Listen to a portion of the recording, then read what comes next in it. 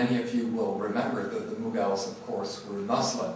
So while a number of great religions had been born in India, India also imported, so to speak, a number of religions, including Islam, and with the arrival of Europeans, but also dating back to virtually the time of Christ himself, Christianity had been present in India and grew in India. Most Canadians would be surprised to hear that there are more Christians in India than there are in Canada.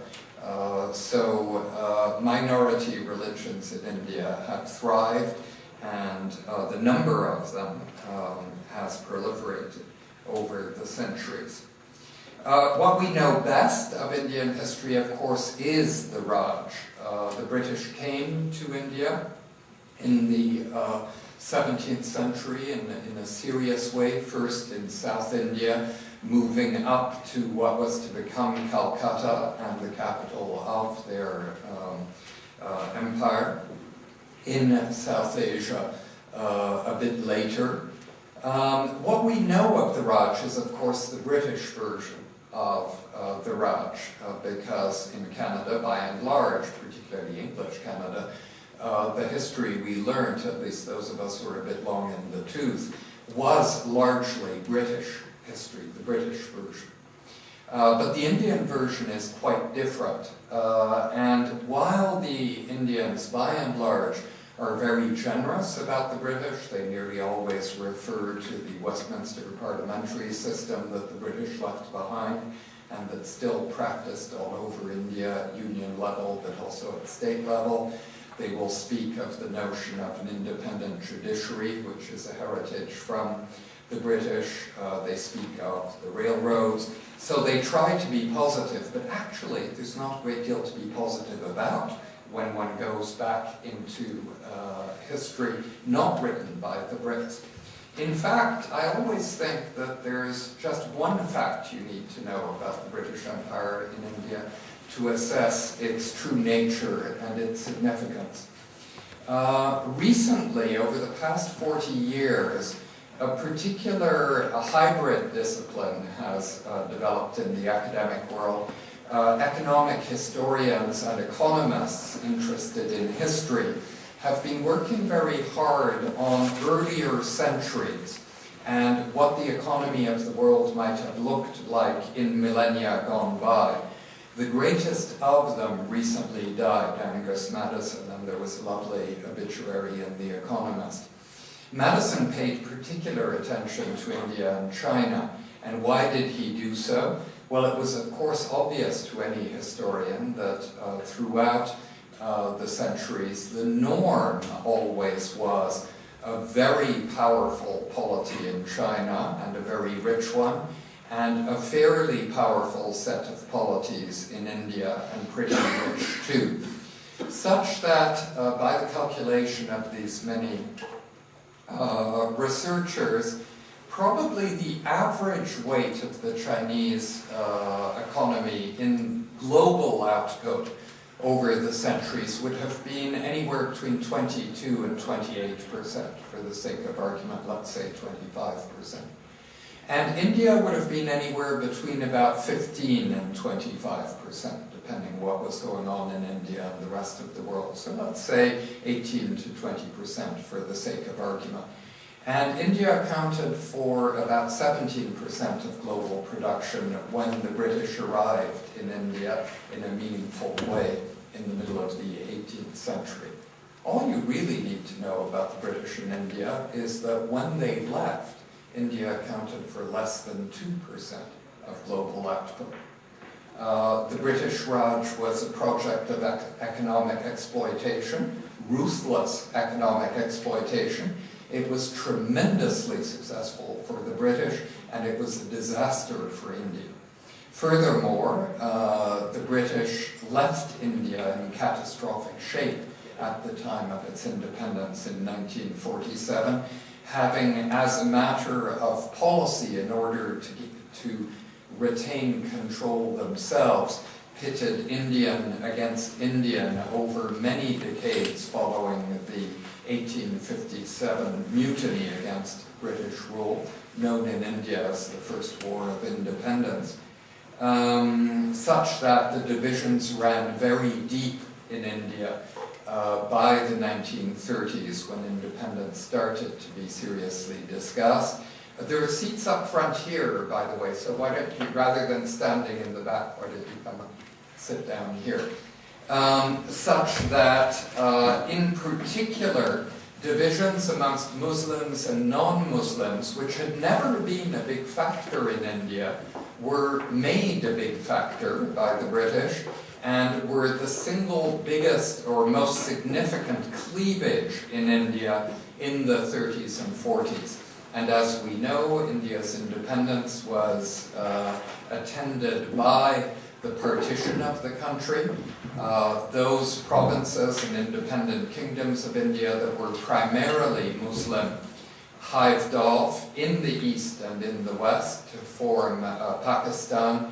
And there was a huge movement of population of Muslims towards those territories, and of Hindus, Christians, Buddhists, Jains, and so on, from those territories into what we think of today as India. And the bloodshed was stupefying in terms of the level of bloodshed, particularly considering how briefly it lasted. Millions died. We don't quite know how many millions. And not just the shape of India and its borders changed, but the makeup of important cities changed. Delhi had been primarily a Muslim city, as Lahore still is today in Pakistan. In fact, Delhi and Lahore were twin cities, and for those who visit both, you instantly recognize the other in visiting the one. But in 1947, Delhi became a city dominated by Sikh people from the Punjab, because they flowed in from Pakistan as refugees and settled in Delhi.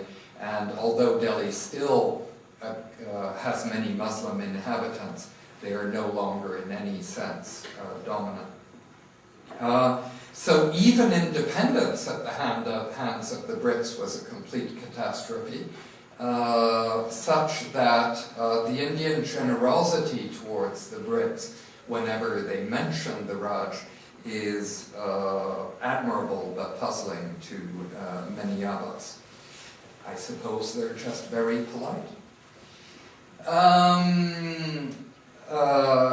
With independence, you'll remember that the movement toward independence was guided by two very different men who were amongst, say, perhaps the 10 greatest figures of the 20th century.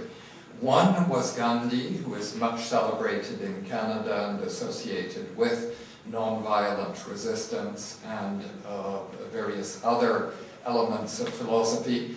The other was a very different figure, a very patrician figure, a very Anglophilic figure who had been educated in Great Britain by a prominent family, and that was Jawaharlal Nehru. And Nehru and Gandhi played a symbiotic had a symbiotic relationship within the Congress formation, what we think of today as the Congress Party. But they were very different men. And India's lucky that Gandhi had a Nehru in the movement, because Gandhi was assassinated in 1948. And in any event, Gandhi had never had any intention of governing India. That wasn't his thing in life. So Nehru became the first Prime Minister of independent India, and remained Prime Minister until he died in 1964, in spite of very frequent elections in which his rule was hotly contested, notably by the Communist Party of India, which is still a force in Indian politics today. Why am I telling you all this history? Well, it's impossible to understand India without the historical background. It's impossible to understand what's driving Indians today unless one understands both the greatness of India's history in the distant past and the sordid history that they were subjected to under the British. And both are very lively in the Indian imagination today. Because my book is on foreign policy, I'll divert my talk a little bit to foreign policy. Nehru had a great deal of time to think and write during the 1930s. Why did he? Because he was enjoying the hospitality of His Majesty's jails during the 1930s, a bit like Mandela had lots of time to reflect during the 80s and 70s, because he was in South African jails. And Nehru wrote prodigiously. He was one of the three great political writers of the 20th century that are still widely read, Churchill and de Gaulle being the others. A brilliant writer, and he wrote about his vision of India in the world in the 1930s, independent India, and it was a vision of India as an Asian power. He saw India leading other colonies of the Western powers out of their colonial servitude and into an era in which India would again be great. He didn't live to see that, but if he were alive today, he wouldn't be surprised at all, because what's happening in the world today is essentially what he foresaw during the 30s.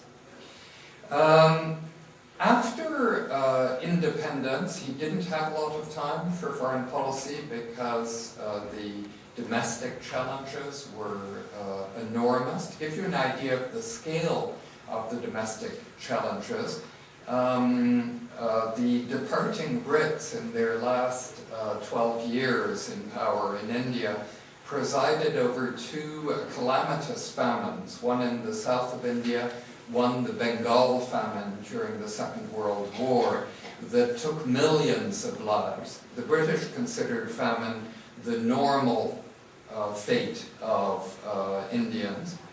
Nehru, of course, did not consider famine the normal fate of Indians, so one of the projects he attached himself to urgently at the time of independence was to make sure there would never be a famine again in India, and he and his successors were successful. Famines only occur where governments are willing to let them happen. The Brits were. Independent India has not been willing to let famines happen. But in order to engineer Indian agricultural production in a way that would allow sufficient stocks to be built up, that was a huge undertaking.